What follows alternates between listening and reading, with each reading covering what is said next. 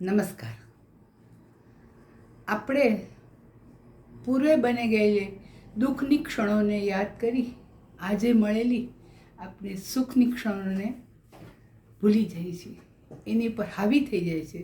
પરિણામે આપણે સુખની ક્ષણોને ભોગવી નથી શકતા. આ બાબત ઉજાગર કરતી એક વાત હું આપને રજૂ કરું છું. વર્ષો પૂર્વે બીજા વિશ્વ યુદ્ધ પૂર્વે હિટલરે જર્મનીમાં યહૂદીઓને ખૂબ યાતનાઓ આપેલી. તેના નાઝી સૈનિકો દ્વારા એને ખૂબ જ તકલીફ પહોંચાડવામાં આવેલી અને ગેસ ચેમ્બરમાં યહૂદીઓને પૂરી અને તે લોકોનો મોતને ઘાટ ઉતારવામાં આવેલા. પરંતુ તે ગેસ ચેમ્બરમાંથી અમુક યહૂદીઓ બચી ગયા, પરંતુ ત્યારબાદ પણ તે યહૂદીઓને ખૂબ યાતનાઓ આપી તેઓને જેલમાં પૂરી દીધા. વર્ષો બાદ તેમાંથી બચી ગયેલા બે યહૂદી મિત્રો મળ્યા અને એક યહૂદી મિત્ર બીજા યહૂદી મિત્રને કહે છે, અરે આપણી તો આપણે કશો વાંક નહોતો, આપણે કોઈ ખોટું કર્યું નહોતું, છતાં નાઝી સૈનિકોએ આપણને જેલમાં પૂરી દીધા અને કેટલી બધી યાતનાઓ આપી. અરે મને એના માટે ખૂબ ખરાબ ભાવ છે. તું એના માટે શું કહે છે? તે નાઝી સૈનિકો અને હિટલર માટે તારા મનમાં શું ભાવ છે? બીજો મિત્ર કહે છે, અરે આપણને યાતના આપી હતી એ વાત ખરી છે, પણ જીવનમાં સુધાપાન સમી સુખની ક્ષણોને સ્મૃતિ ઉપર રાખવી, વિષપાનની વિષમ ક્ષણોને વિચાર પણ કેમ કરો? મેં તો જેલમાં હતા ને ત્યારે જ હિટલર અને નાઝી સૈનિકોને મેં માફ કરી દીધા. હવે એ લોકોનો એ વાંક યાદ કરીને આપણે આજની ક્ષણો શા માટે બગાડવી? અને હું તો બસ એ ક્ષણોને ભૂલી અને આજની સુખદ ક્ષણોમાં જીવી રહ્યો છું. પણ બીજો મિત્ર કહે છે, અરે હું તો આજ સુધી એને હિટલર અને નાઝી સૈનિકોને માફ નથી કરી શક્યો. એની દરેક યાતનાઓ મને દરરોજ યાદ આવે છે, મને દરરોજ સતાવે છે. પેલો મિત્ર કહે છે, અરે એ જેલમાંથી હું તો છૂટી ગયો, પણ તું આજના દિવસ સુધી એ વિષમ ક્ષણોની બનાવેલી તારી કટુ યાદોની જેલમાં હજી પણ જીવે છે. અસ્તુ. આજે એક પંચતંત્રની બાળ વાર્તા, પણ વાર્તાનો છેલ્લો વળાંક એક હવે નવી રીત રસમ મુજબ એવો આવે છે કે જે આપણને જાણવો ચોક્કસ ગમશે. વાર્તા એકદમ સાદી, આપની જાણીતી. એક જંગલ હતું, જંગલમાં એક મોટું તળાવ હતું, તળાવની ફરતે જાંબુના ઝાડ હતા, જાંબુના ઝાડ ઉપર વાંદરા રહે, તળાવમાં મગર રહે. એક મગરને એક વાંદરાને દોસ્તી થઈ ગયેલી. વાંદરો ઝાડ ઉપરથી જાંબુ તોડી તોડીને મગરને ખવડાવે અને મગર એને તળાવની અલગ મલકની વાતો કરે. વાંદરાના મનમાં ઈચ્છા એવી હતી કે આ તળાવની ક્યાંક શેર કરું, ને મગરની ઈચ્છા એવી હતી કે આવો મીઠો વાંદરો જે રોજ જાંબુ ખાતો હોય એનું કાળજું જો ખાવા મળી જાય તો કેવી મજા આવી જાય. કે બે પોતપોતાના વિચારોમાં એકદમ ગોઠવાયેલા હતા. અને પછી બંને એકવાર વાંદરાએ પ્રપોઝલ મૂકી કે ભાઈ તું મને તળાવની શેર કરાવતો, કે હાલ હાલ એમાં શું, કે હું તને લઈ જાઉં. કે એટલે મગર તળાવની શેર કરવા લઈ ગયો. અડધે તળાવે પહોંચ્યો એટલે કીધું કે મારે તો તારું કાળજું ખાવું છે. પણ વાંદરા આમ હોશિયાર જાતો, એણે કીધું કરે તારે મને પહેલાં કહેવું જોઈએ ને, કે હું મારું કાળજું તો ઝાડ ઉપર મૂકીને આવ્યો છું. કે તે કીધું હોત તો હું તને આપી દેત ને. કે આ વાર્તા તો આપને ખબર જ છે.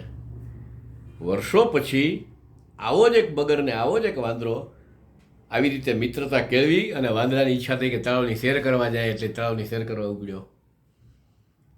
અડધે પહોંચ્યા પછી આધુનિક મગરે વાંદરાને કહ્યું કે ભાઈ હવે તારા દિવસો પૂરા છે, તું અહીંથી ક્યાંય જઈ શકે એમ છો નહીં, તળાવ ઊંડું છે અને મારે તારું કાળજું ખાવું છે. કે ઓલાએ કીધું કરે કે તું મૂંઝાઈ શું ગયો? કે તું તો મારો ખાસ પાકો ભાઈબંધ છો, કે તને હું કાળજું ના આપું એવું બને, પણ તે મને યાર વહેલું કીધું હોત તો કે મેં કાળજું કે હું ઝાડ ઉપર રાઈટ શું છે કે હવે વાંદરાએ વાર્તા વાંચી હતી, એ મગરે વાંચેલી હતી.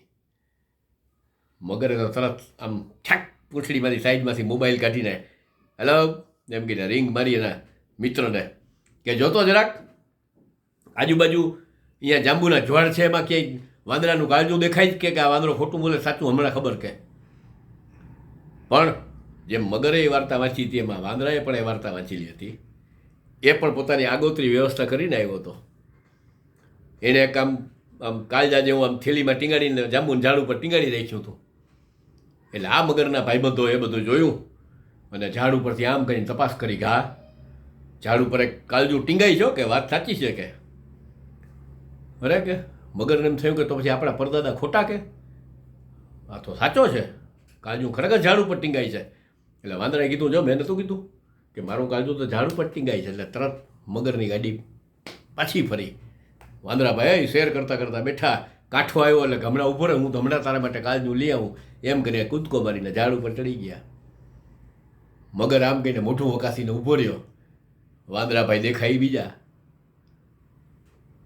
કુસત્સંગ તમે જો કરો, ખોટા માણસનો જો મિત્રતા રાખો તો તમારે વાંદરા જેવા કુશાગ્ર થવું પડે, નહીં તો તમારું કાળજું અને તમે પોતે નઠારા માણસોના હાથમાં ગમે ત્યારે કોળીઓ થઈ જશો.